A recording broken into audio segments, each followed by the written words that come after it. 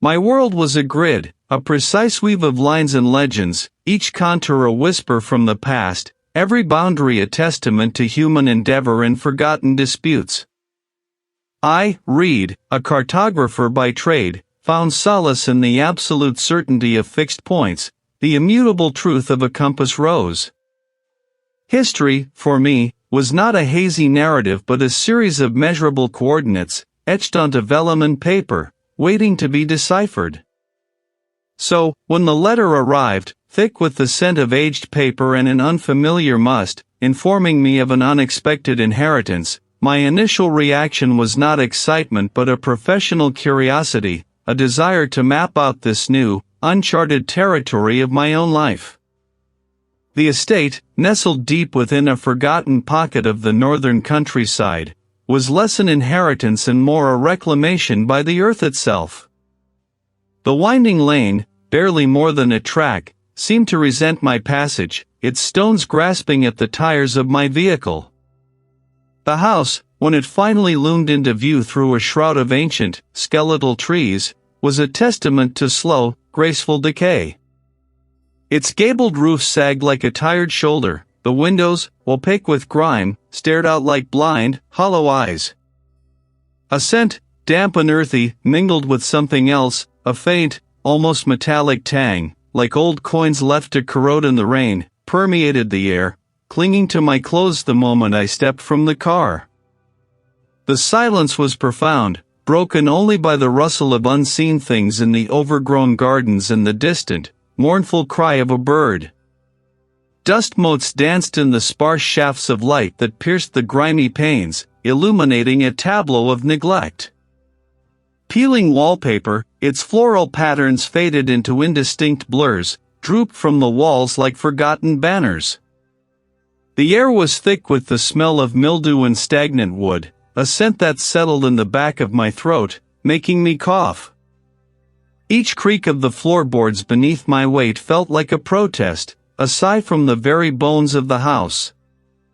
My initial task was one of methodical assessment, a cartographer's approach to chaos. I sought out the library, drawn by the promise of order, however compromised. It was a vast, high-ceilinged room, shelves overflowing with volumes whose spines had long since surrendered their titles to the gnawing passage of time. Amidst the crumbling leather and brittle pages, in a heavy oak desk whose drawers groaned open with reluctance, I found it. Tucked beneath a sheaf of yellowed land deeds and a forgotten, petrified quill, lay a flat, rectangular object wrapped in a faded linen cloth. My fingers, accustomed to the delicate handling of ancient parchment, unwrapped it with an almost reverential care. What lay revealed was a map, unlike any I had ever encountered. The ink, a deep sepia, had bled subtly into the fibers in places, yet the lines were incredibly fine, drawn with a precision that rivaled my own. It depicted the estate, or at least a portion of it, with an astonishing level of detail. Every ancient oak, every winding stream, every undulation of the terrain was rendered with an obsessive fidelity. I recognized landmarks, the ruined stone wall bordering the north field, the stand of pines by the neglected pond, but then, my brow furrowed. There were features I did not recognize. A subterranean passage, indicated by dotted lines, snaked beneath the main house, leading to an area simply labeled the Deep. The scale seemed to shift subtly in places, distorting the familiar landscape in unsettling ways. And, most unnervingly, the map was incomplete. My professional curiosity, usually a steady, guiding flame, flickered with a sudden, anxious heat. This was not merely an old map, it was an enigma, a challenge to my ordered world. Who had drawn this? Why the meticulous detail, only to abandon it? I ran a finger over the smooth, cool surface of the vellum, feeling the raised texture of the ink. The house creaked around me, a low, drawn-out groan that seemed to emanate from its very foundations. A sudden, jarring sensation ripped Through me, a momentary dislocation of self. The musty air of the library vanished, replaced by a sterile, metallic tang. I was no longer standing before the heavy oak desk, but adrift in a dim hospital hallway with no staff, machines quietly breathing. A profound, bone-deep weariness settled upon me, a sense of loss so vast it stole my breath. Then, just as swiftly as it came, the vision dissolved, snapping back into the present. I blinked, disoriented, the scent of old paper and mildew filling my nostrils once more. My hand, still resting on the ancient map, felt clammy. It was a phantom ache, a premonition that brushed against my mind before receding. I stared down at the map, its incomplete nature now less a professional puzzle and more a gaping wound. The unsettling symbols seemed to pulse faintly in the dim light, their meaning inscrutable, their presence an affront to my meticulously ordered sensibilities. This was no mere historical document. This was a secret, waiting to be unearthed, and a terrible, insatiable urge began to stir within me. I had to complete it. The house, silent once more, seemed to hold its breath, waiting for me to begin. The inherited map, a parchment skin stretched taut over forgotten secrets, lay across my work table, a stark contrast to the modern surveys I had meticulously unrolled beside it. Reid, the cartographer, found himself at a crossroads, where the precise geometries of the present collided with the spectral contours of the past. The estate, a sprawling tangle of overgrown history, awaited. Its silence was not the gentle hush of a secluded forest, but a profound, almost heavy stillness, as if the very air absorbed sound. I began my initial reconnaissance armed with the ancestral map, a compass, and a healthy dose of professional skepticism. The morning mist, thick and clinging, veiled the distant reaches of the property, lending an ethereal quality to the gnarled oaks and stoic pines that marked its boundaries. My first objective was the western perimeter, where the old map depicted a feature simply labeled the Standing Stones. Modern deeds showed nothing but woodland here, a seamless expanse of deciduous growth. I pushed through a curtain of thorny brambles, the damp leaves slapping at my face, and the ground underfoot softened, becoming a spongy mat of decaying vegetation. A chill, abrupt and localized, snaked around my ankles, despite the burgeoning warmth of the day. It was not the crisp bite of morning air, but a deeper, more profound cold, as if the earth itself exhaled a frozen breath. Then I saw them. Not a circle, not an obvious arrangement, but three monolithic slabs of granite, rough-hewn and lichen-scarred, rising from the forest floor. They were too large, too deliberate, to be natural formations. Their placement defied logic, creating no visible alignment, no apparent purpose. It was here that the peculiar sounds began. Not distinct, identifiable noises, but a low, sustained hum, like a distant, forgotten engine, or the resonant thrum of deep earth. I paused, my breath catching in my throat, straining to discern its source, but it merely faded into the background, a phantom chord in the estate's symphony of quiet. I found the dell, a bowl-shaped depression in the earth, overgrown with a riot of thorny bushes and ivy so thick it resembled a green waterfall. They felt less like an absence of light and more like a presence, a viscous pooling of gloom. As I peered into the depths, I discerned the faint, rectangular outlines of masonry beneath the verdant shroud. A structure, undeniably, but what kind? And why was it so completely erased from modern memory? The discrepancies mounted.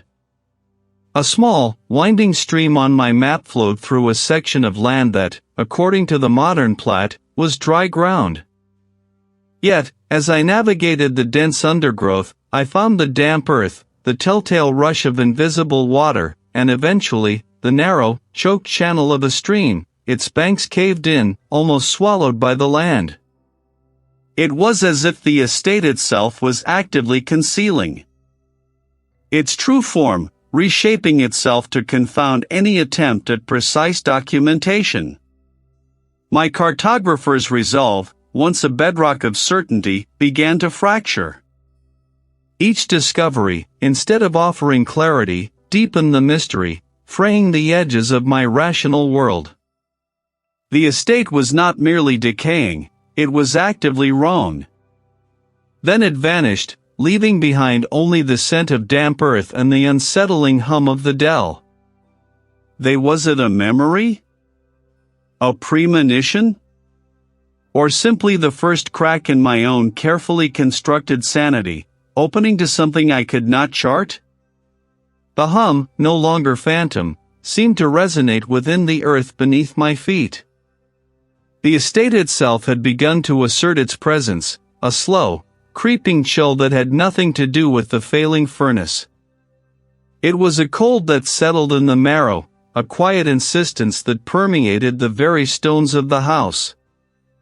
They were never distinct, merely a deepening of the gloom in the periphery, a momentary thickening of the air that vanished the instant I turned my head. My logical mind, a fortress I had painstakingly constructed over decades of precise work, attributed it to fatigue, to the strain of long hours hunched over lamplit maps. Yet, the frequency of these phantom movements chipped away at the certainty of that explanation. At first, I dismissed them as the house settling, the groans of ancient timbers or the wind sighing through ill-fitting panes. But they grew more insistent, a dry rustle, like forgotten leaves skittering across a tombstone, emanating from the walls themselves. They were never coherent, just a murmur of sound, a suggestion of voices held captive within the plaster and lath. One morning, my drafting compass, a heavy brass instrument I always left precisely aligned with the northern edge of my table, lay askew, its needle pointing south, directly at the heart of the old map. The shift was minor, almost negligible, easily explained away by a clumsy bump in the night or my own absent-mindedness. But the small, precise tools of my trade were sacred. I handled them with a reverence born of habit and precision. I knew I hadn't moved it. A tremor, faint but undeniable, ran through me. I reset the compass, its cold metal a familiar anchor in the rising tide of unease, and tried to forget the incident. But the seed of doubt had been planted, a tiny, gnawing thing that burrowed deep. The nights became a landscape of vivid, unsettling dreams. The air hung thick with an antiseptic scent and something else, something metallic and faintly sweet, like old blood. The machines, unseen but ever present, pulsed with a rhythmic sigh, a deep, mechanical exhalation that seemed to mock the very concept of life. I tried to rationalize it all. My logical mind fought a desperate rearguard action against the encroaching irrationality. But the walls of my certainty were beginning to crack. One afternoon, as a storm gathered outside, rattling the windows with a furious insistence, I returned to the ancestral map. The faded ink, which I had spent days meticulously analyzing, seemed to have deepened. A section near the estate's forgotten pond, previously a vague, smudged area, now presented a disturbing clarity. What I had dismissed as an accidental blotch of ink, an imperfection in the parchment, now resolved into a crude, almost skeletal symbol. It was a twisted knot, a confluence of lines that suggested both a root system and something far more sinister, a series of interlocking, barbed tendrils. Beneath it, a single, unblinking eye seemed to peer from the very fabric of the old skin. Its gaze was not drawn in ink, but impressed upon the parchment, a slight indentation that caught the light with a malevolent glint. The map, my project of meticulous verification, was no longer a static historical document. The estate was not merely old, it was ancient, and it was waking. and it knew I was here. My breath hitched, a shallow, ragged thing. Sleep had become a fractured landscape of shadows and whispers, the very air of the old house thick with a scent I couldn't place, something like damp earth and old iron, overlaid with a faint, cloying sweetness. Determination, sharp and cold, had replaced my initial unease. I needed to know. I needed to peel back the layers of dust and time, to unearth whatever festered beneath the land, beneath my own lineage. My research began not in the sunlit library, but in the forgotten corners of the house. The attic, a mausoleum of forgotten lives, yielded its first secrets. Beneath a shroud of yellowed linen, I found a stout wooden chest, its iron clasps rusted shut with the centuries. The lock, a simple tumbler, gave way with a groan, revealing a treasure trove of forgotten ephemera. Journals, their leather covers cracked and brittle, lay nestled among bundles of tied letters and brittle newspaper clippings. The script within the first journal, a looping, elegant hand, belonged to an ancestor named Ilara, dated to the late 17th century. 2. Of a specific grove of ancient oaks, marked on my ancestral map with a peculiar, almost organic symbol I hadn't understood. The old ones demand their due. He had scrawled in a shaky hand, the ink bleeding slightly, as if her pen had trembled. The soil calls for sustenance. The language became increasingly disjointed, riddled with frantic crossings out and repetitions. She chronicled the disappearance of a stable boy, then a scullery maid, each event followed by a period of unnatural quiet from the land. Her final entry simply read, "It watches from the deep places. It knows my name. The map. The map shows the way." The page ended abruptly, torn. I moved to the letters, their parchment crisp as autumn leaves. These were exchanges between various estate owners and distant relatives, spanning generations. A recurring theme emerged, a pattern of melancholia that afflicted the family, often culminating in extended retreats or outright vanishings. One letter, dated 1888, from a solicitor to a cousin, spoke of the previous owner, a man named Arthur, who had become unhinged by the land, obsessed with unearthing its true heart, before vanishing without a trace. The solicitor mentioned a curious diagram Arthur had been meticulously annotating, a map of the estate, but with strange, unholy additions. My gaze darted to the ancestral map on my work table, then back to the letters. Arthur's description perfectly matched the unsettling details I had struggled to interpret, the cryptic symbols, the unnaturally precise delineations of underground passages that seemed to lead nowhere, the areas marked with an almost predatory crosshatch.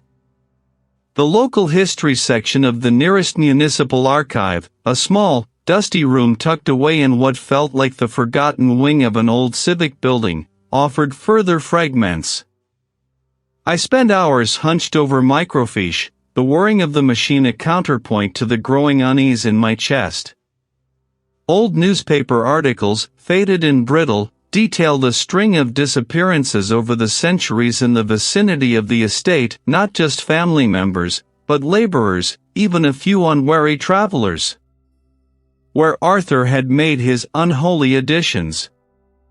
One evening, utterly consumed, my mind a tangle of names and dates and cryptic warnings, I found myself in a place I hadn't intended. I had been directed to an obscure records office for an ancient property deed, tucked away in a wing of the old municipal complex rarely used. The air hung heavy and still, carrying the faint, metallic tang of disinfectant long since dried, mingled with the must of disuse. The quiet hum of unseen machinery, a low, rhythmic sigh, seemed to emanate from the very walls, a mechanical pulse in the desolate space. Empty gurneys stood sentinel against the peeling paint, their wheels locked in eternal stasis. Each closed door I passed seemed to hold its breath, concealing some forgotten echo. I found the records clerk, a stoic woman with spectacles perched on her nose, behind a desk piled high with ancient ledgers, in a small office at the very end of the corridor. She retrieved the deed I sought, a fragile document detailing property boundaries from the 16th century. My fingers, trembling slightly, traced the archaic script. And there, buried in the legal jargon, was a reference to a specific parcel of land, the sunken dell, a feature conspicuously absent from modern surveys but clearly marked on my ancestral map with a spiraling, almost hypnotic symbol. The sunken dell. Ilara had mentioned it in her journal, her entries growing more desperate after a particularly harsh winter. The dell grows deeper. She'd written, and its hunger, more profound. Arthur's letters, too, had alluded to the heart of the estate, a place he believed held the secret of the lineage. The pieces clicked into place with a sickening finality. The disappearances, the madness, the strange occurrences, they weren't random misfortunes. The map wasn't merely a guide to the land, it was a blueprint for something malevolent, a key to a terrible mechanism buried deep beneath the soil. And I, Reid, the latest inheritor, was standing at its threshold, the key now firmly in my grasp, whether I wanted it or not. The land was not merely calling, it was demanding. The estate, once merely old, now breathed with a hostile, knowing presence. The map, unfurled on the drawing table, seemed to pulse with a faint, internal luminescence, its ancient lines no longer just ink on parchment but conduits for something unseen. I traced the points of intersection, the cursed loci, and felt a cold tremor ripple through the very floorboards beneath my feet. My skin prickled. I would catch fragments, just out of reach, like words spoken underwater. One afternoon, as I stood by the library window, my gaze lost in the rain-streaked garden, a sharp, metallic tang filled my mouth. My vision blurred, the verdant lawn dissolving into a sickening gray. Suddenly, without transition, I was elsewhere. The hum was soft, rhythmic, a mechanical exhalation. Doors lined the corridor, all closed, all identical, each a silent, ominous promise. A low, continuous beep echoed from behind one of them, a slow, steady pulse. My breath hitched. Then, as abruptly as it began, the vision shattered. The library window, the rain, the familiar, unsettling quiet of the estate rushed back, leaving me gasping, my heart a frantic drum against my ribs. Was this a memory? A premonition? Or had the pressure finally fractured my mind? Its touch became bolder, more direct. I was in the kitchen, attempting to brew some tea, my hands shaking so badly the ceramic mug rattled against the saucer. The kettle, just beginning to whistle, lifted from the hob with a groan of protesting metal, hovered for a breath, then crashed to the flagstone floor, sending scalding water spraying. I cried out, leaping back, my skin stinging. A single, unseen object clattered from a shelf within, landing with a dull thud. I stood frozen, my breath fogging in the frigid air, staring into that inky blackness, convinced I could see eyes glinting in the depths. Later, in the study, a book, a heavy, leather-bound volume on local folklore, flew from its shelf, slamming against the opposite wall with a concussive force that shook the room. They were distinct, guttural, and undeniably menacing. He knows. He sees. He comes. It was ancient, furious, and utterly devoid of mercy. It spoke of sacrifice, of lineage, of a debt long overdue. It spoke of me. My phone, which had always held a signal, now displayed only no service. I clutched the cold metal, thumbing desperately through my contacts. My colleague, a pragmatic academic who would scoff at my words. The local constable, a gruff, elderly man who would likely dismiss my claims as the ramblings of an isolated eccentric. Still, I tried, again and again. Nothing. The line remained dead. The estate wasn't just haunted, it was a trap. The entity wasn't just lurking, it was actively severing my ties to the outside world, tightening its invisible noose. I was the audience, and the next act was about to begin. Then, the world buckled.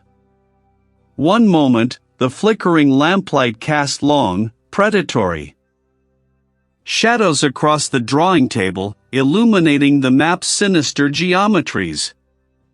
The next, a cold, clinical luminescence replaced it, a light that tasted of ozone and antiseptic. My head throbbed, a dull, insistent drum against the inside of my skull. The silence was profound, broken only by the rhythmic sighs and clicks of unseen apparatus, a mechanical respiration that seemed to mock the very concept of life. Where was I? How had I come to this place, so utterly sterile and devoid of warmth, so different from the dust-choked grandeur of my ancestral home? My vision, though clear, felt detached, as if I were observing myself from a great distance. The walls, painted a sickly pale green, stretched into an interminable tunnel, punctuated by closed doors, each one a uniform, unyielding rectangle. No names, no numbers. Not a sound, but a thought, forming unbidden in the desolate expanse of my mind. My gaze drifted to a faint shimmer on the hallway wall, a ghost image superimposed over the pale green. It was the map, magnified, pulsating with a sickly, internal light. The points I had marked, the intersections I had deemed critical, were not merely geographical markers. They were anchors. Chains. A grid of containment. The estate, I understood with a sickening lurch, was not just an estate. It was a prison. The entity. It was not merely a lingering specter or a malicious spirit. It was something far older, far more primordial. A cosmic horror, yes, but not in the way of stars and distant galaxies. Rather, it was cosmic in its sheer, ancient indifference, its vast, unknowable hunger. The map, I now saw, was not an instruction for discovery, but a diagram of incarceration. Each line, each symbol, a warding spell, a lock on an unseen cage. And it was weakening. The seal was failing. The prison was crumbling. A horrifying clarity descended upon me, sharp as broken glass. I was not an accidental discoverer. My lineage, the very blood that ran in my veins, was bound to this place, to this ancient horror. My ancestors had been the jailers, the keepers of the seal, the cartographers of its confinement. And now, the burden had fallen to me. I was Reid, the meticulous cartographer, drawn by an irresistible, ancestral pull to this decaying estate. Not to complete a map of hidden features or unearthed family secrets in the conventional sense. No. I had been drawn here, perhaps even compelled, to either reinforce the ancient bindings, to complete the map and contain the entity, or, God help me, to inadvertently release it. My every action, every stroke of my pen, every shovel of earth turned, had been a step closer to either salvation or annihilation. The machines continued their quiet breathing, indifferent witnesses to my unraveling. My purpose was not to find a treasure, but to prevent an apocalypse. My own hands, I realized, were the key. The hands that traced the lines, that held the spade, that were now trembling uncontrollably in this sterile, hallucinated space. They could either be the instrument of its eternal slumber or the unwitting agents of its terrifying awakening. The choice, if there truly was one, rested with me. And the weight of it threatened to crush me utterly. A terrifying echo of the prison beneath the earth, a silent, sterile witness to the crumbling of an ancient seal. The terrifying responsibility that had fallen upon my unwilling shoulders. The air in my study had grown thick, not with dust, but with a palpable pressure that bore down on my chest, making each breath a conscious effort. The ink, once merely charcoal and ochre, seemed to writhe, each line a sinew, each symbol a knot of gristle. My fingers, stained with the soil I had scraped from the estate's deeper arteries, trembled as I traced the final, incomplete arc. It was a boundary, I realized, not of land, but of something far older, a cage built of will and earth. I had traced the points of intersection, the ley lines of its ancient anguish, and found them converging beneath the oldest oak, the one whose roots clawed at the very foundations of the manor. But the map didn't just point, it spoke. Not in words, but in a resonance that vibrated behind my eyes, a low thrum that promised both understanding and unraveling. My mind, a fortress once meticulously maintained, was now breached. Sleep offered no solace, only a deeper descent into the estate's history, reliving fragmented echoes of lives long extinguished, of whispers carried on winds that had died centuries ago. I saw faces, not clearly, but as blurs of terror and desperation, reflected in pools of black water. And always, the pull. One evening, as the last vestiges of twilight bled from the sky, painting the windows in hues of bruised purple, the world around me shimmered. The sturdy oak desk, the familiar scent of aged paper and lamp oil, the very walls of my study, they all wavered, like reflections on disturbed water. Then, without transition, the study dissolved. The air was sterile, yet beneath that antiseptic veneer, I detected the same metallic tang, now sharper, more defined. The quiet breathing of the machines was not reassuring, it was rhythmic, mechanical, like a slow, deliberate countdown. Empty gurneys lined one side, their polished chrome glinting dully, reflecting my own distorted image.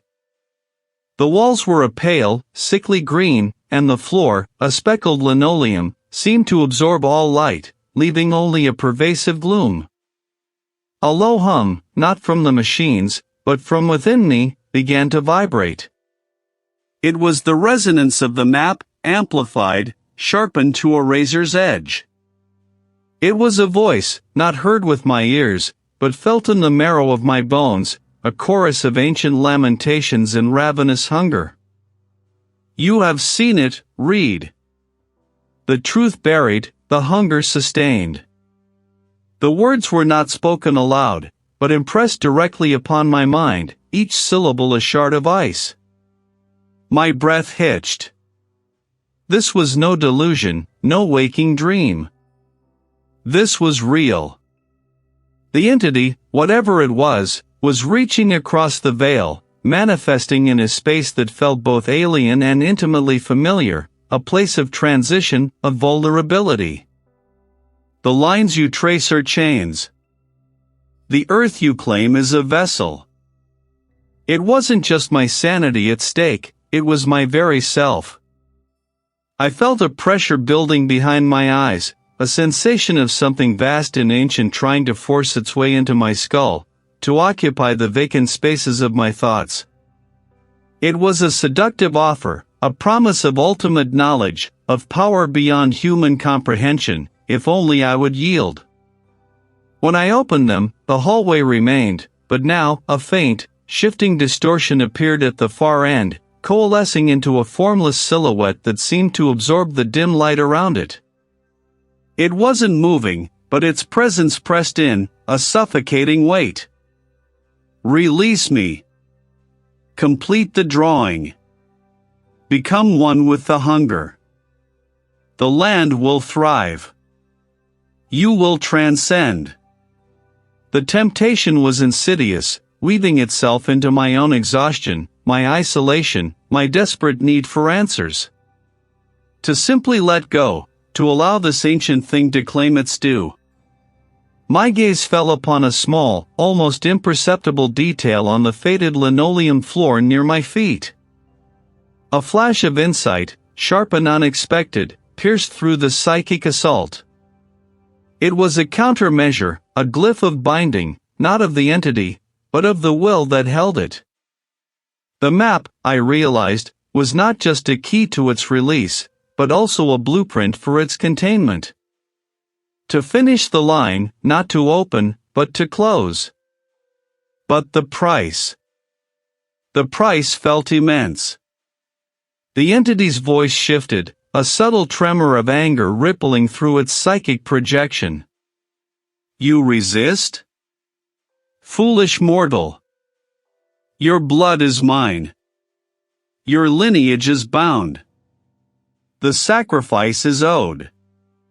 The image of the estate, of the towering oak, of the very earth beneath my feet, surged into my mind, twisted and corrupted. The stakes solidified, sharp and terrifying. This wasn't just about my sanity, or even my life.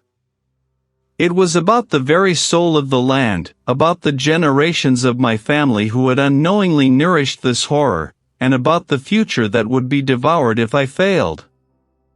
The countermeasure required not just the completion of a drawing, but an act of profound will, a severing.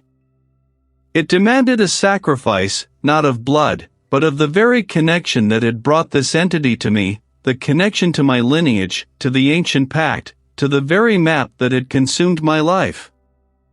To reseal it, I would have to reject the inheritance, not just of the estate, but of the burden it carried.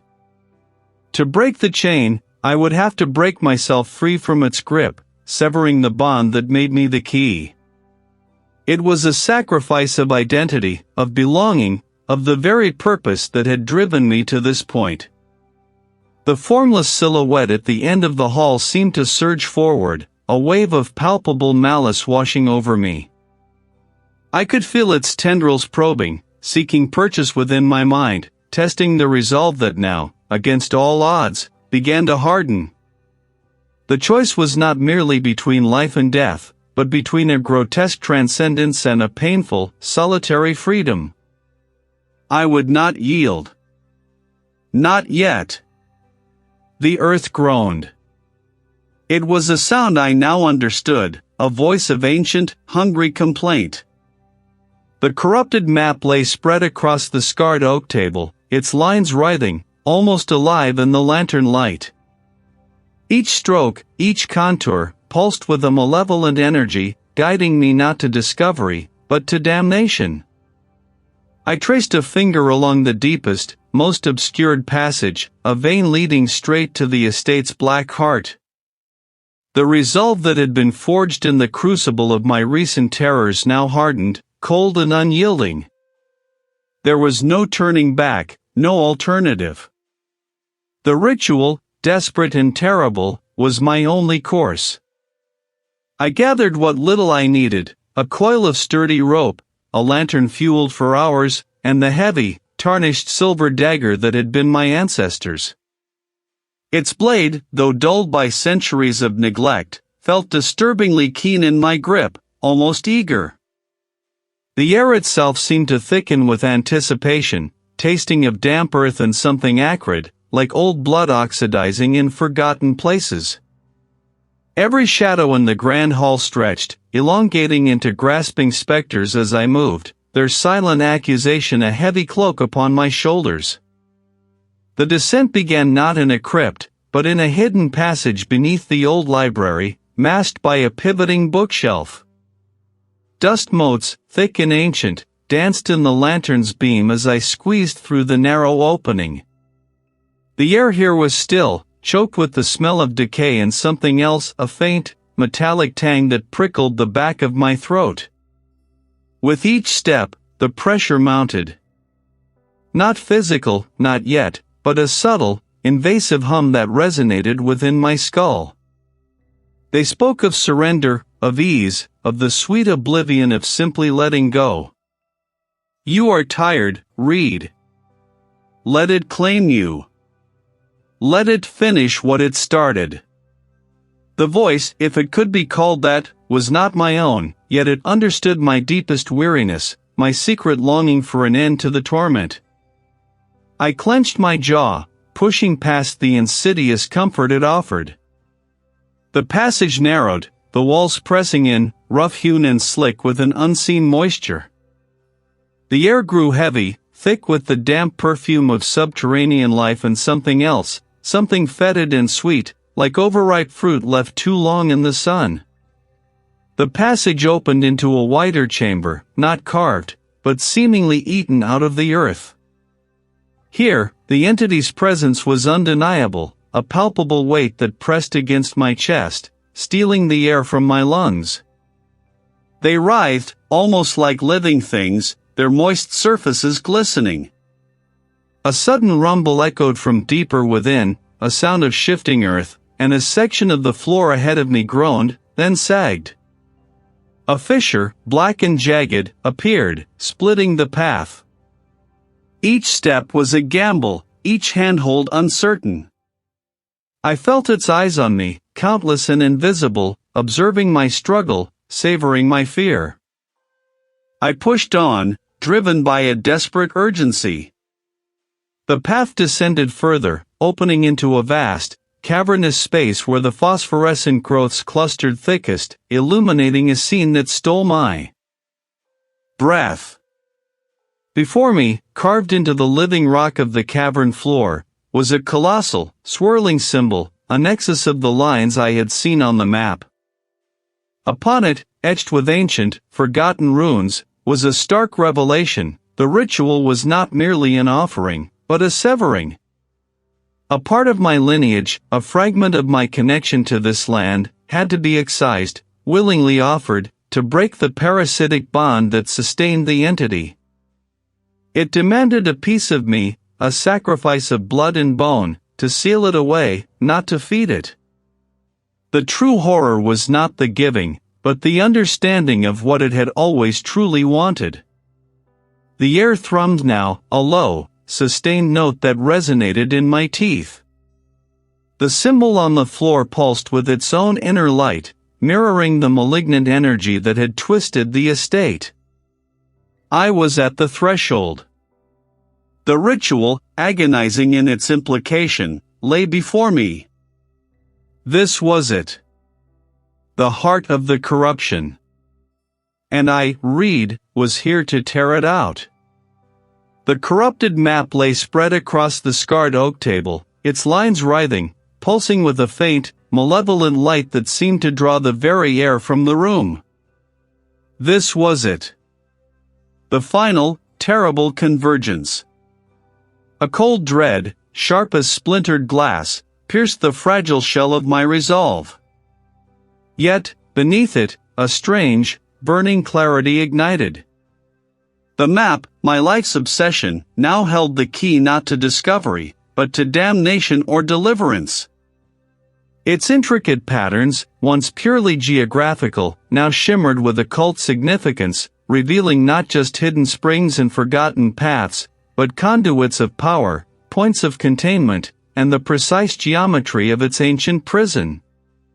My cartographer's mind, honed by years of meticulous study, saw the ritual etched within its folds. Then, the world warped. I felt a violent wrench, as if my very soul were being peeled from my flesh, and that I was somewhere else. A dim hallway stretched before me, sterile and endless. The entity was here, a palpable pressure, a suffocating weight on my chest, not a form, but a pervasive presence that scraped against the inside of my skull. It sought to drown me in despair, to shatter my will before I could even begin. But I would not break. Not now. Not when the map's final truth burned so brightly in my mind. The lines of containment, the sigils of binding, they were not merely symbols, they were a language, a precise cartography of spiritual force. I closed my eyes, picturing the estate, not as it was, but as it should be, the protective geometries laid bare. I imagined the central chamber, the heart of the entity's influence, and superimposed upon it the map's final, intricate design. I began to move, my bare feet gliding across the cold floor of the hallway. Each step was deliberate, a ritualistic pacing. I traced the invisible lines of the map with my body, my arms outstretched, my fingers splayed, as if sculpting the very air. The machines along the hallway's length seemed to respond, their quiet breathing growing louder, more erratic, like struggling lungs. You will be bound. The final geometry, the linchpin of the containment, required a focal point. A sacrifice. Not of blood, as I had once feared, but of self. The map had revealed this in its last, terrifying revelation. The entity fed on the will to resist, on the very essence of the one who sought to control it. This was the true horror, the devastating cost. To banish it, I had to give it something it craved, something irreplaceable, to sate its hunger just enough to force it into dormancy. I chose a memory, a precious shard of my past, a specific, cherished moment that defined who I was, a moment of pure, unadulterated joy. It was the memory of my earliest cartographic triumph, a childhood map of a secret garden, vibrant with imagined creatures and hidden treasures. It was the genesis of my passion, the very root of my identity. As I mentally offered it, a searing pain lanced through my skull, a white-hot agony that threatened to rip my consciousness apart. The entity roared, a sound that was both triumph and agony, as if it were being torn between two opposing forces. My eyes flew open. The suffocating weight had lifted, replaced by a vast, echoing emptiness. The machines were silent now, utterly still. The entity was gone, or rather, contained. Imprisoned within the boundaries I had drawn, within the sacrifice I had made. I stood there, swaying, the cold floor biting into my feet. The memory of the secret garden, the joy of that first map, it was simply gone. A blank space where a vibrant landscape once lay. I had one. The hum was the first thing. A low, persistent thrum that vibrated through the floor beneath me, through the thin mattress, into the very marrow of my bones. It was a mechanical breathing, a quiet, rhythmic sigh that filled the vast emptiness left by the screen that had once been my world. My eyes, heavy with some invisible sediment, grudgingly peeled open. Above me, a ceiling tile, stained with an ancient watermark, swam into focus, then receded as my vision wavered. The light, a sickly yellow, seeped from overhead panels, casting long, distorted shadows that danced with the silent whirring. A thick, coarse fabric, smelling faintly of antiseptic and something metallic, covered me from the chest down. My left arm, I noticed, was encased in a plaster shell, a white, rigid cocoon that felt strangely alien. The silence, save for the machines, was profound. The entity was gone. I felt its absence like a missing limb, a phantom ache where a terrible weight had once pressed. The sacrifice had worked. Not blood, no. But the rending of self, the surrender of the very will that had sought to master it. My thoughts, once a frantic torrent, now drifted like lazy currents in a vast, still lake. My fingers, the ones not trapped in plaster, twitched. They remembered the feel of the map, the rough parchment, the ink that had seemed to writhe beneath my touch. The estate, I knew, would bear the scars of our struggle. The ancient stones, the venerable timbers, the very land itself, they would all be marked, twisted, perhaps even broken. The manor, its windows gaping like sightless eyes, its grand facade cracked by unseen forces. A ruin, a monument to a battle fought in secret, unacknowledged by the sun. No one would ever truly know. To them, I would be a man recovered from some unnamed trauma, a physical ordeal, perhaps a mental collapse. They would never see the truth, that I carried a fragment of that horror within me now. Not a piece of the entity itself, no. But a shard of its knowledge, a sliver of its terrible perspective. It was a quiet contagion, a silent understanding that warped the mundane. The intricate patterns of frost on a window pane would hint at geometries that defied mortal reason. I saw the world not just as a cartographer maps a landscape, but as an entity of boundless hunger perceives its prey. I was Reid, yes. But I was also a vessel for a knowing that should never have been attained. The determination that had driven me to complete the map, to confront the entity, had been consumed. What remained was a quiet, unyielding burden. The entity was gone, but it had left its ghost in my perception, a permanent, indelible alteration. The cost had been everything. And the world, blissfully unaware, continued its turning. The hum was the first thing. No staff. Only the quiet, rhythmic sigh of unseen machines. My head throbbed with a dull, insistent rhythm, mirroring the thrum beneath me. The air tasted of antiseptic and old metal, a strange, acrid mix that clung to my tongue. I lifted a hand, finding it surprisingly weak, the skin pale and almost translucent in the faint light filtering from distant, grimy windows. Where was I? The question was a ghost, flitting through the fog of memory, refusing to coalesce into understanding. Fragments of fire, of earth groaning, of a soundless, impossible chasm opening beneath my feet, they were all there, fractured and sharp-edged.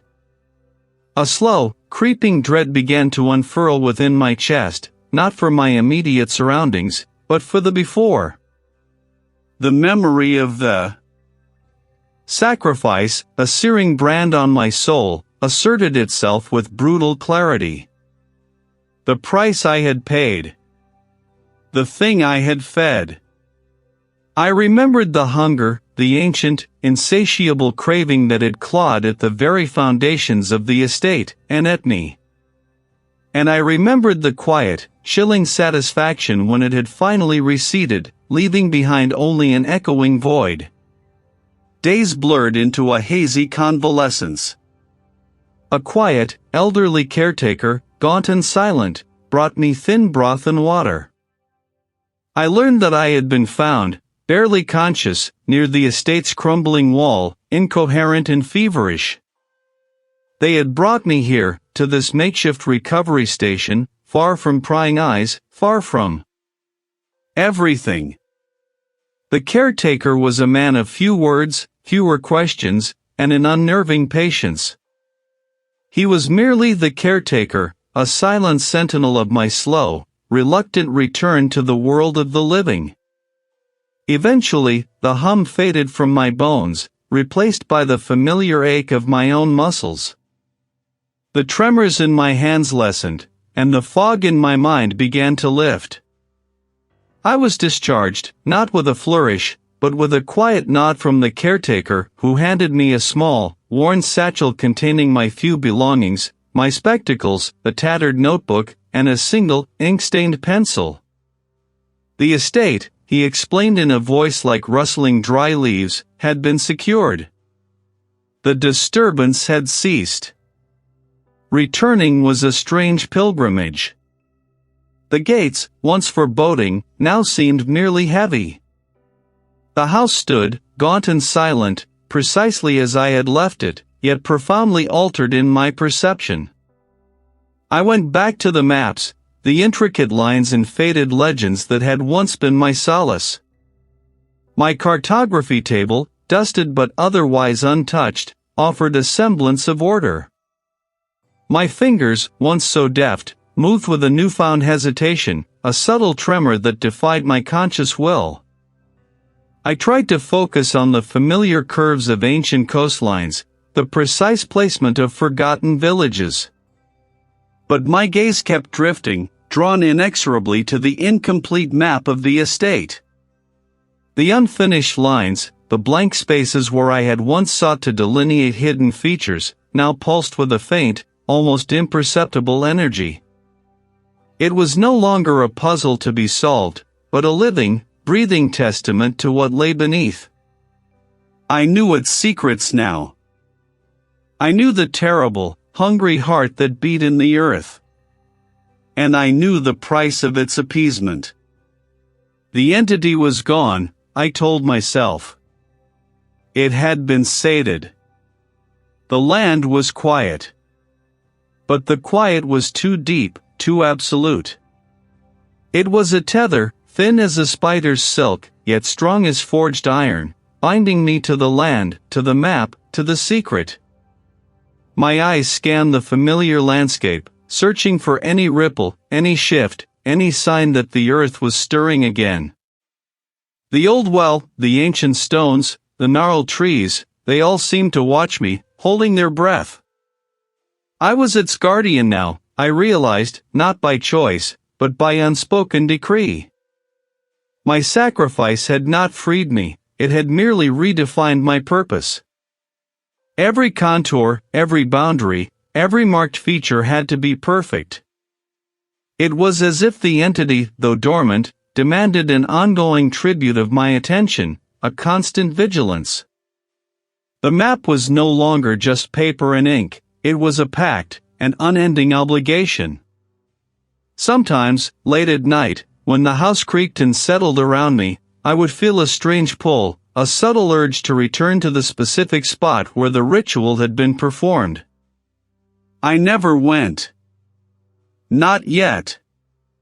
But the urge was always there, a quiet, persistent hum beneath the surface of my consciousness, echoing the thrum of those machines in the forgotten factory wing. I was Reid, the cartographer, still. But I was also something more, something less. The world had returned to its mundane rotations, the sun still rose, the seasons still turned. But for me, the horror was not over. It was simply contained, a monstrous, sleeping thing whose slumber I was condemned to oversee. My victory, if it could be called that, was a gilded cage. I lived, but I lived tethered, always listening for the earth's next sigh, always. Watching the map, always aware of the silent, ancient hunger waiting beneath the soil, and the subtle, insidious influence that had become a part of me.